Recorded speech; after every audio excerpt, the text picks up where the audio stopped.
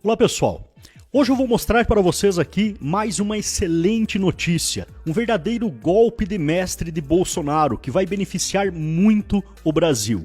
Mas também eu vou começar esse vídeo com um importante alerta, por isso preste muita atenção no que eu tenho para dizer para vocês. E principalmente, fique até o final, para você entender o que realmente está acontecendo na política brasileira nesse momento. Bom, como vocês sabem, não é novidade para ninguém, a grande mídia esquerdista, o consórcio da imprensa, tenta de todas as formas transformar qualquer pingo d'água em uma tempestade. Eles omitem informações positivas sobre o governo, eles não falam sobre acusações e denúncias feitas contra o ex-presidiário, como nos casos, por exemplo, de Marcos Valério e as delações relacionando o PT, Lula ao PCC. E eles também, lógico, tentam criar verdadeiras cortinas de fumaça para esconder o que realmente importa. E talvez até, se derem sorte, conseguir desgastar a imagem do presidente Bolsonaro. Bom, o que está acontecendo nesse exato momento? A mídia só fala de uma coisa. Um assassinato que aconteceu em Foz do Iguaçu, depois de uma briga de dois policiais de unidades diferentes, um guarda municipal, se eu não me engano, e um agente penitenciário, que aparentemente já tinham uma rixa antiga, com provocações mútuas, e que acabaram trocando tiros durante um aniversário. Um deles está gravemente ferido no hospital, o outro faleceu. Bom, mas o que interessa dessa história toda? Esse é mais um crime que aconteceu no Brasil, mais um de milhares de crimes que acontecem todos os dias. A questão é que o foco da imprensa hoje está em dizer que o assassino era um bolsonarista e um apoiador de Bolsonaro, né? E lógico, em todas as matérias que você for pesquisar sobre qualquer tipo de crime, eles sempre utilizam a palavra suspeito. Mesmo que você tenha um vídeo mostrando o momento do assassinato ou do crime realizado. Mas nesse caso específico, ele era um bolsonarista apoiador do presidente. Mas o mais importante disso é o seguinte: enquanto todo mundo está preocupado em questionar e fazer vídeos e publicações tentando determinar se ele era ou não apoiador do Bolsonaro, se isso faz diferença ou não, ou se o petista que faleceu tragicamente, né? Lógico, isso é algo que não deve acontecer para ninguém, indiferente da sua corrente ideológica, mas se ele era inocente ou era culpado. Enquanto isso, o governo está tomando decisões que podem mudar o destino do Brasil nos próximos meses. Olha só, aqui nós vemos uma notícia que saiu na Veja. Bolsonaro anuncia acordo para importar diesel barato da Rússia. Agora está quase certo um acordo para comprarmos diesel bem mais barato da Rússia, disse o presidente nesta segunda-feira. Como vocês sabem, a Rússia faz parte de um bloco econômico com o Brasil. Brasil, Rússia, Índia, China e África do Sul. Se eu não me engano, são esses 5 países, tem alguns ali tentando entrar. A questão é que não foi Bolsonaro que entrou nesse bloco econômico. Quando ele assumiu o governo, o Brasil já fazia parte do BRICS. Esse bloco econômico faz negócios entre si. E isso também garantiu, de certa forma, um bom relacionamento com a Rússia no momento que nós precisávamos de fertilizantes. Agora, a Rússia, que está, como já disse, sofrendo sanções econômicas de vários países que são contrários à invasão da Ucrânia, está vendendo petróleo e outros insumos para países que mantêm uma boa relação. Não são países necessariamente aliados ou que apoiam a guerra.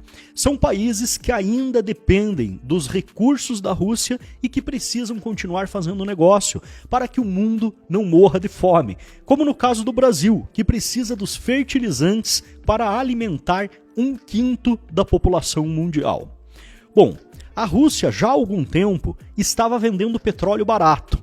Olha só essas notícias aqui. Como China e Índia têm ajudado a Rússia a driblar sanções comprando petróleo barato. A Rússia encontrou na Ásia novos clientes para sua poderosa indústria de petróleo e gás. E graças a eles tem sido capaz de mitigar os efeitos das fortes sanções econômicas impostas aos produtos russos pela Europa Ocidental e pelos Estados Unidos. Bom, enquanto a Europa e os Estados Unidos tentam boicotar a Rússia, prejudicando muito mais a sua população do que o próprio Vladimir Putin, que não está nem aí para essas sanções, a Rússia continua tendo uma vida normal.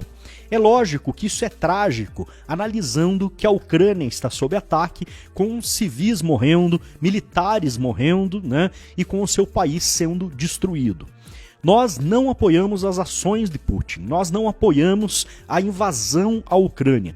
Muito pelo contrário, o Brasil é um país pacifista. Eu tenho certeza que a maioria das pessoas que estão me assistindo aqui agora também são totalmente contrárias à guerra.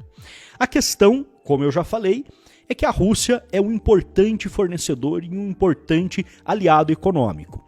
Se o Brasil, ou a China, ou a Índia, que fazem parte do mesmo bloco econômico, deixassem de comprar da Rússia, com certeza quem sofreria era a população russa. Eram as pessoas como nós, né, que não tem nada a ver com a guerra, não tem nada a ver com o conflito, não tem nada a ver com a política de Vladimir Putin ou com os seus interesses, né, de poder, mas que acabariam sendo prejudicados. Bom, Brasil resolveu também, assim pelo exemplo da Índia e da China, comprar agora diesel da Rússia. O produto já pronto para utilização, sem precisar comprar o petróleo, né, e destilar, transformar em diesel aqui no Brasil. Isso reduz bastante os custos e faz com que os caminhoneiros do Brasil acabem tendo um combustível ainda mais barato, levando em consideração que a gasolina e o diesel já reduziram bastante de preço com as medidas do governo que obrigaram os estados a reduzir o ICMS. Isso, por consequência, vai ter um impacto em toda a cadeia produtiva, não apenas no preço dos produtos, que sofrem também o impacto do custo da logística, do custo do transporte por caminhões, já que o modelo brasileiro hoje é o modelo rodoviário. Mas também o custo da indústria, o custo do agronegócio, que depende do diesel tanto para caminhões como para máquinas agrícolas. E por consequência, isso vai impactar diretamente nos custos dos produtos finais para os consumidores, nos custos dos alimentos ou de qualquer outro produto que seja transportado por caminhões. Por consequência, isso vai gerar também uma queda na inflação. Porém, cair a inflação, melhorar a economia e melhorar as condições do brasileiro é algo que deixa a esquerda em pânico, porque isso também melhora a popularidade do presidente. É lógico que eles vão acusar novamente Bolsonaro de estar fazendo isso para ganhar votos. Porém, Bolsonaro é o presidente. Ele não tem culpa se tem uma eleição no meio do caminho. Ele precisa continuar governando o Brasil para os brasileiros, assim como ele faz desde o primeiro ano, reduzindo impostos, buscando soluções que reduzam burocracia e custos para os contribuintes e, principalmente, lógico, gerando mais resultados para a economia como um todo. Mas o que eu quero mostrar para concluir para vocês aqui é essa notícia do G1. Bolsonaro diz que Brasil pode começar a receber diesel da Rússia em até 60 dias. País europeu tenta redirecionar a exportação de petróleo após sanções comerciais dos Estados Unidos e Europa, enquanto o Brasil tenta conter a alta dos combustíveis. Bolsonaro não detalhou o acordo.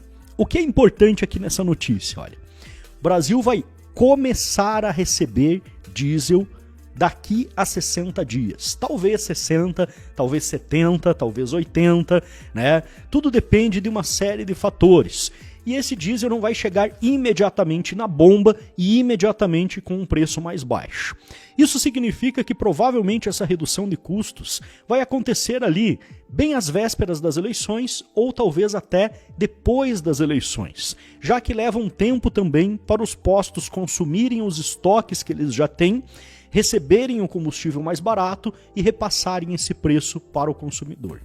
Ou seja, a esquerda vai utilizar isso como uma arma política para tentar novamente desgastar a imagem de Bolsonaro. Mas essa é uma medida de longo prazo, pós... Uai, seu app de vídeos curtos.